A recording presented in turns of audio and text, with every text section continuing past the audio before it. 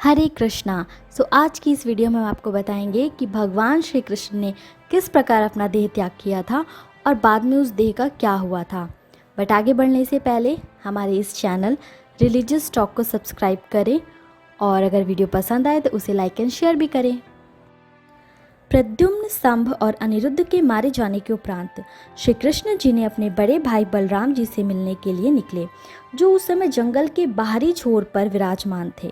बलराम जी ने समुद्र तट पर बैठकर एकाग्रचित होकर परमात्मा का चिंतन करते हुए अपनी आत्मा को आत्मस्वरूप में ही स्थिर कर लिया और मनुष्य शरीर छोड़ दिया। श्री कृष्ण जी ने वहां देखा बलराम जी योग मुद्रा में लीन हैं और तभी वहां उनके मुख से विशालकाय सर्प निकला, जिसके 1000 सिर थे। वो पर्वत जितना बड़ा था। श्री कृष्ण ने उस सर्प को समुद्र में जाते हुए देखा। बलराम जी के देह त्याग देने के उपरांत श्री कृष्ण जी जानते थे कि अब सब समाप्त हो चुका है। कुछ देर वन में विचरते रहे, फिर वे एक पीपल के वृक्ष के तले चुपचाप धरती पर बैठ गए। श्री कृष्ण ने उस वक्त अपना चतुर्भुज रूप धारण कर रखा था और समस्त दिशाओं को अंधकार रहित प्रकाशमान कर रहे थे। उस समय भगवान अपनी दाहिनी जांघ पर बायां चरण रखकर बैठे थे। उनका लाल लाल तलवार रक्त कमल के समान चमक रहा था। तभी वहां से जरा नामक बहेलिया गुजरता है।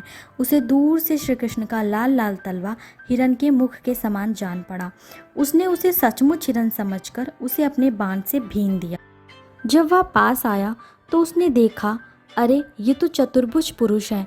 अब तो वह अपराध कर चुका था, इसलिए डर के मारे कांपने लगा और श्री कृष्ण के चरणों में सिर रखकर धरती पर ही गिर पड़ा। उसने कहा, हे मधुसूदन, मैंने अनजाने में ये पाप किया है। कृपया मेरा ये अपराध क्षमा कीजिए, या फिर आप मुझे अभी के अभी मार डालिए, क्योंकि मर जाने के बाद मैं फिर कभी आप जैसे महापुरुष का ऐसा अपराध नहीं करूँगा। इस पर श्री कृष्ण ने कहा, हे जरे, तू डर मत, ये तो तूने मेरे मन का ही काम किया है। जा, मेरी आज्ञा से तू स्वर्ग में निवास कर, जिसकी प्राप्ति बड़े बड़े पुण्यवानों को होती है।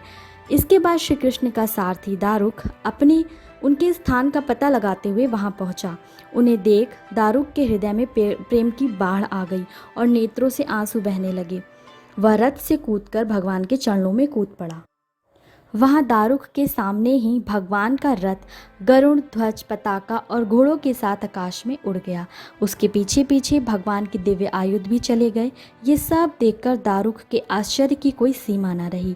तब श्री कृष्ण ने दारुक से कहा, अब तुम द्वारका चले जाओ और वहां यदुवंशियों के पारस्परिक संहार, बलराम जी की परम गति और मेरे स्वधाम गमन की बात कहो।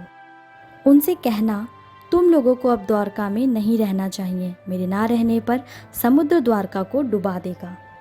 सब लोग अपनी धन संपत्ति, कुटुंब और माता पिता को लेकर इंद्रप्रस्थ चले जाएं। दारुक के चले जाने पर ब्रह्मा जी, शिव जी, पार्वती जी, इंद्र आदि लोकपाल, बड़े बड़े ऋषि, यक्ष, राक्षस, अप्सराएं अथवा मैत्र आदि ब्राह्मण भगवान श्री कृष्ण के परम धाम प्रस्थान को देखने के लिए उत्सुकता से आए। उनके विमानों से सारा आकाश सा भर गया और वे बड़ी भक्ति से पुष्पों की वर्षा कर रहे थे। श्री कृष्ण जी ने ब्रह्मा जी और अपनी विभूति स्वरूप देवताओं को देखकर अपनी आत्मा को स्वरूप में स्थित किया और अपने कमल के समान नेत्र बंद किए। आगे हम बात करेंगे कि आखिर श्री कृष्ण के शरीर का क्या हुआ। इसका उत्तर हमें महाभारत के मौसल पर्व के 7वें अध्याय में मिलता है। श्री कृष्ण और बलराम के देह त्यागने के बाद अर्जुन द्वारका पहुंचे थे। द्वारका पहुंचकर वे मंत्रियों से बोले कि मैं विष्णु और अंधक वंश के लोगों को अपने साथ इंद्रप्रस्थ ले जाऊंगा, क्योंकि समुद्र अब सारे नगर को डुबो देगा। इंद्रप्रस्थ में चलने पर वे श्री कृष्ण पौत्र वज्र तुम लोगों के राजा बनाए जाएंगे। अर्जुन ने श्री कृष्ण के महल में ही उस रात को निवास किया। अर्जुन वहां पहुंचते ही सहसा महान शोक में डूब गए। सवेरा होते ही वासुदेव जी ने अपने चित्त को परमात्मा में लगाकर योग के द्वारा उत्तम गति प्राप्त की। वासुदेव जी को अपने जीवन काल में जो स्थान अति प्रिय था, वहीं ले जाकर अर्जुन ने उनका दाह संस्कार किया। धर्म कृत्य पूर्ण कराकर अर्जुन उस स्थान पर गए जहां विष्णु का संहार हुआ था। उस भीषण मारकाट में मरकर धराशायी हुए यादवों को देख अर्जुन को बड़ा भारी दुख हुआ। उन्होंने ब्रह्म श्राप के कारण टेरका से उत्पन्न हुए मूसलों द्वारा मारे गए यदुवंशी वीरों को बड़े छोटे के क्रम से सारे समयोचित कार्य संपन्न किए। तदंतर विश्वस्त्र पुरुषों द्वारा बलराम जी और श्री कृष्ण जी के शरीरों की खोज कराकर उनका भी दाह संस्कार किया। अर्जुन उन सबके प्रेत कर्म विधि पूर्वक संपन्न करके तुरंत रथ पर आरूढ़ होकर उसी 7वें दिन द्वारका से चले गए। ऐसी और रोचक जानकारियाँ प्राप्त करने के लिए हमारे चैनल को सब्सक्राइब करें। हरे कृष्णा।